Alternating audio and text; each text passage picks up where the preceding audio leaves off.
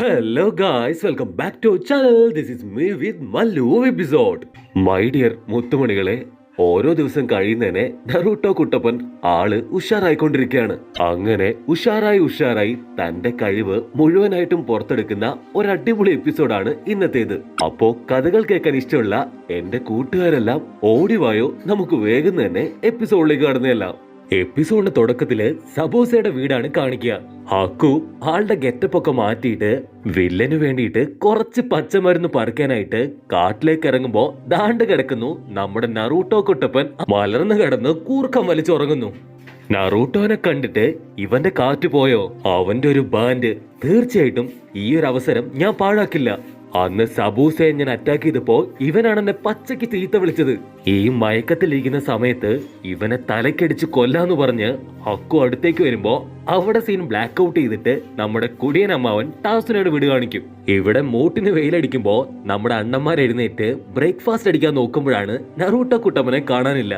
അവൻ മിക്കവാറും ആ ഒരു ചക്രം ഉപയോഗിച്ചുകൊണ്ട് രാത്രി മുഴുവൻ പ്രാക്ടീസ് ചെയ്ത് ഇപ്പൊ വടിയായിട്ടുണ്ടാവും. നമുക്ക് തിരിച്ചു പോകുമ്പോ അവന്റെ ബോഡിയും തൂക്കി പോകാന്ന് പെങ്കൊച്ചു പറയുമ്പോ കാക്കാശി പറയും, അവൻ നല്ലൊരു പവർഫുൾ ചെക്കനാണ്, അവൻ നിന്നെപ്പോലൊരു മന്ദബുദ്ധിയല്ല, അവന് നല്ല എയിമുണ്ട്. ഏയ് ഒന്നും വരില്ല, ബി കൂൾ എന്ന് പറഞ്ഞ് നമ്മുടെ കുടിയനമ്മാവന്റെ മോളും അവര് സമാധാനിപ്പിക്കും. സാസുകെ ആവട്ടെ നറൂട്ടോയെ തേടി പുറത്തേക്ക് പോകാൻ ഒരുങ്ങും. നീ ഇതെവിടേക്കാ ഫുഡ് പോലും കഴിക്കാതെ പോകുന്നതെന്ന് പെങ്കൊച്ച് ഒത്തിരി സ്നേഹത്തോട് ചോദിക്കുമ്പോ ഞാനൊന്ന് ജോഗിങ്ങിന് പോവാ, ഫുഡൊക്കെ ഞാൻ നേരത്തെ അടിച്ചു എന്ന് പറയുമ്പോഴാണ് അവന്റെ പ്ലേറ്റ് കാലിയായിട്ട് പെങ്കൊച്ച് കാണാം. ഇവിടെ കാട്ടില് സുന്ദരിയായിട്ടുള്ള ഹക്കു പെൺകൊച്ച് നറൂട്ടോടെ കഴുത്ത് ഞെരിച്ച് കൊല്ലാനായിട്ട് പതിയെ അവന്റെ അടുത്തേക്ക് വരുമ്പോ പെട്ടെന്ന് നമ്മുടെ ചെക്കൻ ചാടി എഴുന്നേക്കും. നീ ആരാ, നിനക്കെന്താ വേണ്ടേന്ന് നറൂട്ടോ ചോദിക്കുമ്പോ ഞാൻ ഹക്കു, എന്റെ ഫ്രണ്ടിന് പച്ചമരുന്ന് പറിക്കാൻ വന്നപ്പോഴാണ് നീ ഇവിടെ കിടക്കുന്നത് കണ്ടത്, അങ്ങനെ അടുത്തേക്ക് വന്നാന്ന് ഹക്കു മറുപടി പറയും.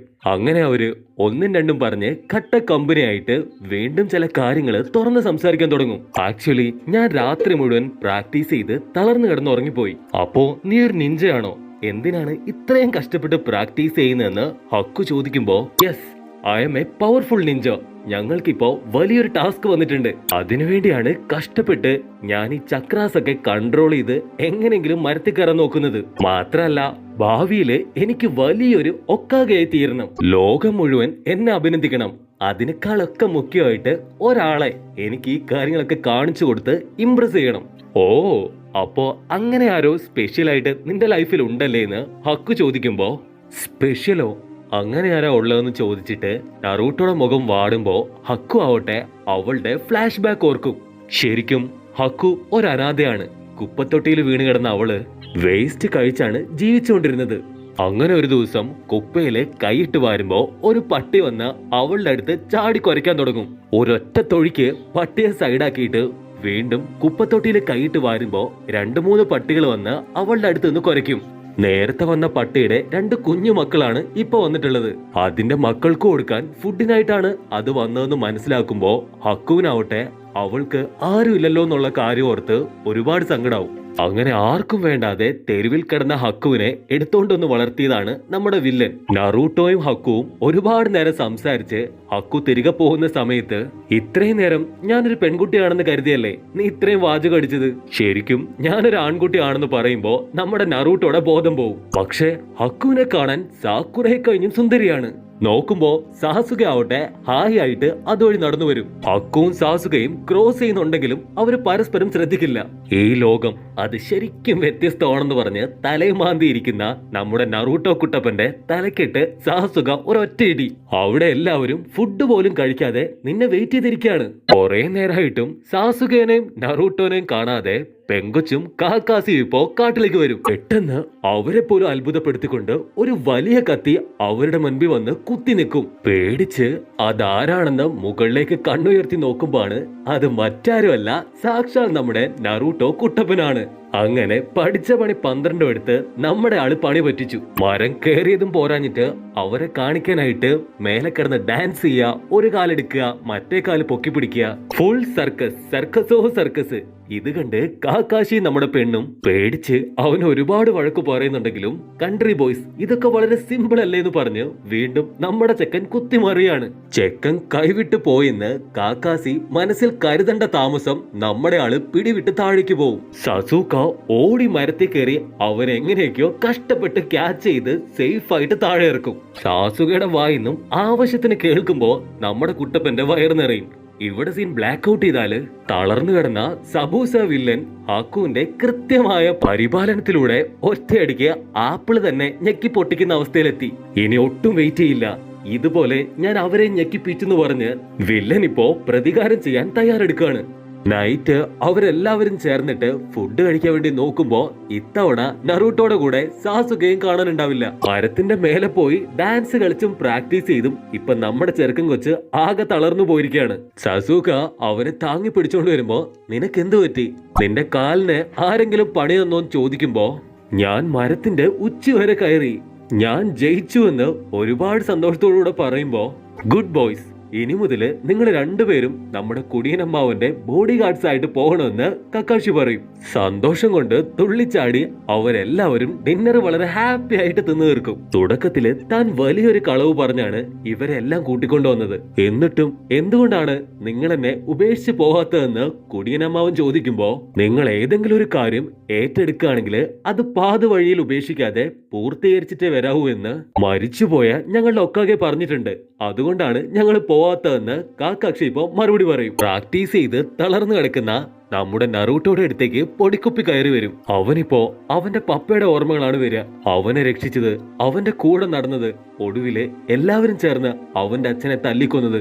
ഈ കാര്യങ്ങളെല്ലാം ഒന്നൊന്നായി ആലോചിച്ച് ടേബിളില് കൈയടിച്ച് നമ്മുടെ പൊടിക്കുപ്പി കരഞ്ഞിട്ട് വെറുതെ നീ മെനക്കെടണ്ട, നിന്നെ കൊണ്ട് ഒരിക്കലും അതിന് സാധിക്കില്ല, നീ ഒടുവില് ആ ദുഷ്ടന്റെ കൈകൊണ്ട് മരിച്ചു വീഴും, ചുമ്മാ പ്രാക്ടീസ് ചെയ്ത് നിന്റെ എനർജി വേസ്റ്റ് ആക്കണ്ടെന്ന് പൊടിക്കുപ്പി ഇപ്പോ വീണ്ടും വീണ്ടും പറഞ്ഞ് എല്ലാവരെയും തളർത്താൻ ശ്രമിക്കും. നിനക്കറിയില്ല ഞാൻ ആരാണെന്ന്, എല്ലാവരും നിന്റെ അച്ഛനെ പോലെ അല്ല, നീ ഒരു പൊടിക്കുപ്പി ചെറിയ ചെക്കനാണ്, നിനക്ക് ഇതിന്റെ ഒന്നും ഒരു ABCD അറിയില്ല എന്ന് പറഞ്ഞ് നറൂട്ടോ ഇപ്പോ പൊടിക്കുപ്പിയെ പേടിപ്പിച്ചിരുത്താൻ ശ്രമിക്കും. നാഴിക്ക് 40 വട്ടവും നിന്നെ പോലെ മോങ്ങിക്കൊണ്ടിരുന്ന എല്ലാം ശരിയാവുമോ?